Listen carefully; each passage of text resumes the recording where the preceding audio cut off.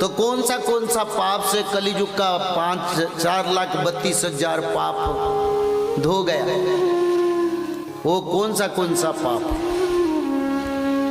अच्युतानंद ने उसको स्पष्ट भी किए हैं ताकि कोई पीछे से ना बोले अरे बोलते हैं होगा नहीं होगा। उन्होंने एक एक पाप कितने समय या वर्ष उसमें पाप की धारा से कट गया और कितना बाकी रहा उसको लिखे। मिथ्यावादिता के कारण 5,000 साल कलियुग का आयु कट गया। सत्ययुग में मिथ्या बोलने वाला का क्या हो रहा था? रुद्र फट जाता, अपना वक्ष फट के मर जाते थे क्योंकि मिथ्या नहीं था। त्रेता द्वापर में भी मिथ्या नहीं था। एक बार किसको जबान दिए तो बात को मानते थे, पर कलियुग में 100 बार जबान देने के बाद भी बात को नहीं मानते हैं। तो कारण क्या हुआ? कलियुग का आयु 5,000 साल इसमें कट गया। ज्यादा मिथ्यावादी बन गए। हर घर में, हर समय, हर क्षण में लोग बेवजह बिना कारण से मिथ्या के बात करते हैं। अरे पराई का उपकार के लिए मिथ्या बोल सकते हो, घर में शांति के लिए मिथ्या बोल सकते हो, पर बेवजह कोई कारण नहीं, किससे हम पैसा लिए हैं, किससे कोई मदद लिए, मानने से ऐतराज क्या है? आजकल कोई नहीं मानता है, बोलता है वो नहीं मेरे को दिया तो भाई मैंने उसको चुका दिया अलग रास्ता से।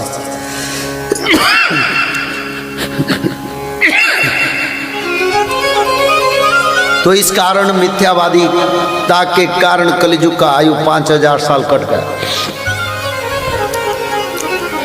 माता गंगा नदी में उलग्न स्नान से 12,000 साल कलियुग का आयु कट गया। कोई बोलेंगे माता गंगे में उलग्न स्नान नहीं हो रहा है? बोलेंगे? किसी का दम है? हो रहा है, हमने देखा जल क्रीड़ा हो रहा है। क्योंकि अगर गंगा नदी को हम जाते हैं ना सिर्फ डुबकी लगाने के लिए, नहाने के लिए नहीं, बस डुबकी लगाए, प्रणाम करे, आए।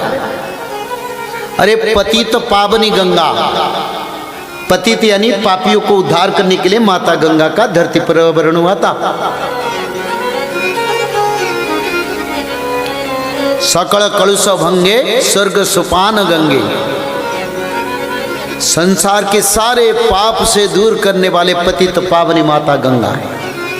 लोग जाके जल क्रीड़ा करते हैं, करते ना? नहीं, हाथ उठाओ, अरे बताओ तो सही। हमने तो कई बार जगह देखे, मेरे को दुख आया, अरे जिसे मुक्ति का धारा वही पर लोग हंसी मजाक कर रहे हैं। जो लोग बोलते हैं कलियुग अंत नहीं, उनको दिखाई नहीं देता है गंगा नदी में ऐसा होता है।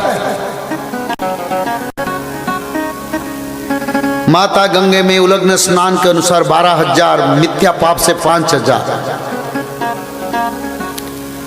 बड़े बड़े ज्ञानी, ब्रह्मचारी, संत, साधु, परंपरा, ब्राह्मण, उच्च जाति लोग बेवजह शादीशुदा होके भी गलत काम करने से कलियुग का आयु 30,000 साल कट गया। भारत में कितने पकड़े गए? और भी बहुत सारे जो पकड़े नहीं हैं, वही काम करते हैं। 30,000 साल कलियुग का आयु कट गया। क्योंकि धर्म को बांटने वाले अगर अधर्म करेगा तो धर्म कहाँ आएगा? तो कलियुग की आयु से 30,000 साल उसमें कट गया। मैत्रता से कपट, यानी मित्र, दोस्त, बंधु बनते हैं। आपद में बंधु मदद करता है, बाद में बोलते हैं कोई बंधु नहीं है, छोड़ो। थोड़ा आगे बढ़ जाते हैं ना, ऊपर का मुंह ऊपर हो जाता है, देखते नहीं नीचे। और मैत्रता के साथ कपट करने के कारण कलियुग का आयु 6,000 साल कटा। विश्वासघात कोई विश्वास से अपना परिवार छोड़ के गए तो उनके पत्नी उनका बच्चा का सुरक्षा के बदले गलत कार्य में लोग लगते हैं। अरे बोलूं क्या, उसको बोलना के बखानने की मेरे पास भाषा नहीं है, माता लोग बैठे हैं, इतना गंदा कार्य होता है। उसमें 40,000 साल कलिजुग का आयु कट गया। मातृहरण, ये पहला शब्द आप लोग सुन रहे, मातृहरण। गौ माता को भी लोग बुरा कर्म करते हैं, वो भी मातृहरण में आता है। और दूसरा, अपना माता के साथ बुरा ही व्यवहार करते हैं। सभी लोग नहीं, कोई लाखों करोड़ से एक भी है। उसका कारण कलिजुग का आयु 5,000 साल कट गया। स्त्री हत्या, अपने पत्नी को कोई कारण नहीं। तुलसीदास महाराज ने लिखे थे, जब कलिजुग का अंत होगा तो अपना सुंदर पतिव्रता नारी को लोग त्याग करके वेश्या नारी को पत्नी के हिसाब से ग्रहण करेंगे।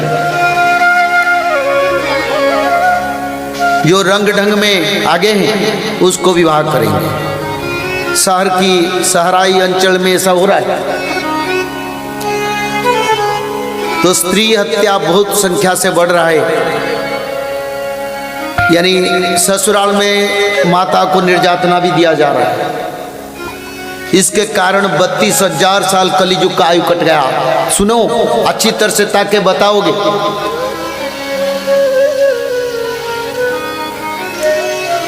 भ्रूण हत्या या बाल हत्या के कारण कलिजुग के आयु 7,000 साल कट गए। शिशु हत्या, गर्भ में हत्या, और कहीं कहीं बच्चों को चुराई करके लेके जो हत्या करते हैं उसके कारण 7,000 साल कलिजुग का आयु कट गया। जंगल में घुस के जीव जंतु को मारने से कलिजुग का आयु 11,000 वर्ष कट गया। फिर आया विधवा हरण, जो माता विधवा हो जाते हैं उनको बुराई कर्म करने से कलिजुग का आयु 24,000 साल कट गया। ये भी होता है, कोई मना नहीं करेंगे। क्या मना करेंगे?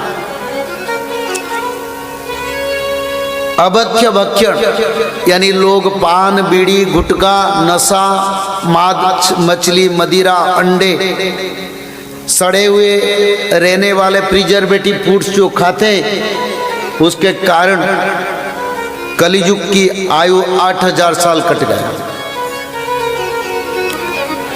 पराई का धन हरण, यानी कोई गरीब लोग, कोई क्षमताशाली नहीं है, उनका जमीन जायदाद संपत्ति को जो अपहरण करते हैं उसके कारण 10,000 साल कलिजुग का आयु कट गया।